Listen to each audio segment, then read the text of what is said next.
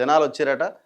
జయలలిత గారు మొత్తం అందరికీ చెప్తున్నది. ఆమె జయలలితే కదా ఇప్పుడు, ఆమె అట్లనే తయారవుతుంది. ఆమె అటైర్, ఆమె హావభావాలు, ఆమె వేషధారణ అంతా నేను ఒక జయలలితని అంటున్నారు. మరి జయలలిత అవుతుందా శశికళ అవుతుందా అన్నది ఇక ప్రజలు డిసైడ్ చేయాలి ఏమవుతుంది అన్నది. ఇగో మొత్తం జనాలు అంతా వచ్చిర్రా, మరి జనాలు వచ్చిర్రా లేకపోతే మీరే తీసుకొచ్చిర్రా? ఇక ఒక 500 మందిని తీసుకురారి అభివాదం చేయాలి అని అంటే ఒక 500 మంది వస్తారు. ఎంతసేపు? పైసలే కదా, మనిషి 300 ఇస్తే అయిపోయా. ఆ చుట్టుపక్కల ఫిలిం నగరు అక్కడ అంత పోతే అందరు వచ్చేస్తారు. లేకపోతే ఏదైనా మీటింగ్ ఉంది రండి జిల్లాల నుంచి తెలంగాణ జాగృతి వాళ్ళంటే వాళ్ళు కూడా ఒక 10 మందిని వేసుకొస్తే ఇంతమంది అవుతారు. ఎందుకంటే మీకు ఎంట్రీ ఇమీడియట్గా ఇంట్లోకి ఉండదు కదా, జరసేపు నిలబడాలి కదా బయట, అభివాదం చేయాలి, కిందికి రావాలి. సో అది నడుస్తున్నది. కానీ చాలా అద్భుతంగా సినిమా డైరెక్టరు ఎట్లా అయితే స్క్రీన్ ప్లే అద్భుతంగా పండిస్తాడో ఆ దిశలో ఆమె ముందుకు సాగే ప్రయత్నం చేస్తున్నది. కానీ వర్కౌట్ అయితే లేదు, అయ్యే అవకాశం కూడా లేదు. తెలంగాణ అస్తిత్వాన్ని కాపాడే పార్టీ కావాలన్నట. సామాజిక తెలంగాణకై కలిసి నడుద్దాం, జాగృతి విస్తృత స్థాయి సమావేశంలో కవిత.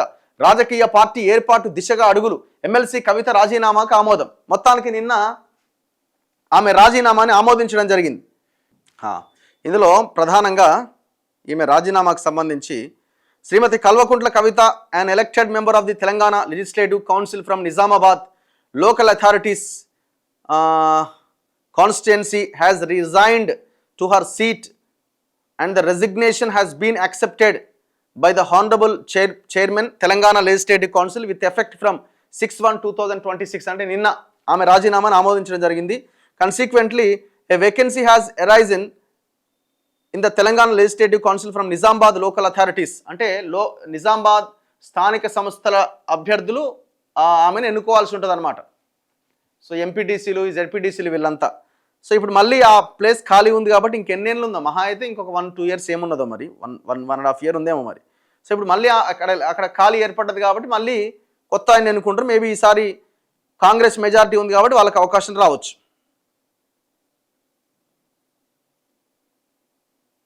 సో మొత్తానికి ఆమె రెసిగ్నేషన్ని ఆమోదించడం జరిగింది, అది అయిపోయింది. ఎందుకు రాజీనామా చేసిందంటే మొన్న ప్రకటించింది, అసెంబ్లీలో ఏడ్చింది, బయటకు వచ్చింది గన్ పార్క్ దగ్గర, నేను పార్టీ పెట్టబోతున్నా అని చెప్పింది. ఇప్పుడు ఏమంటుంది? సామాజిక తెలంగాణకై నడుం బిగిద్దాం అంటుంది, కలిసి నడుద్దాం అంటుంది.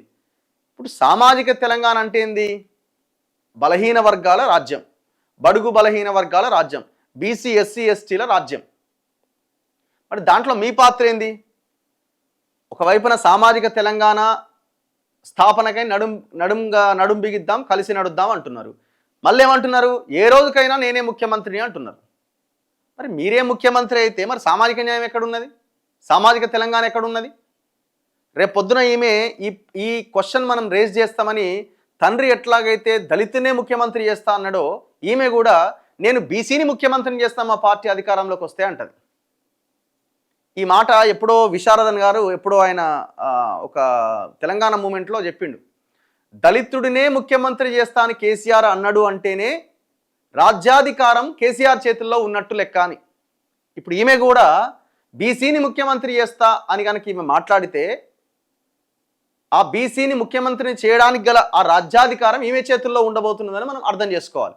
సో కాబట్టి ఇక్కడ సామాజిక న్యాయము, సామాజిక తెలంగాణ అన్న దానికి ఎంత మాత్రమూ అర్థం లేదు. ఇక్కడ బోగస్. జాగృతి విస్తృత స్థాయి సమావేశంలో కవిత, రాజకీయ పార్టీ దిశగా అడుగులట.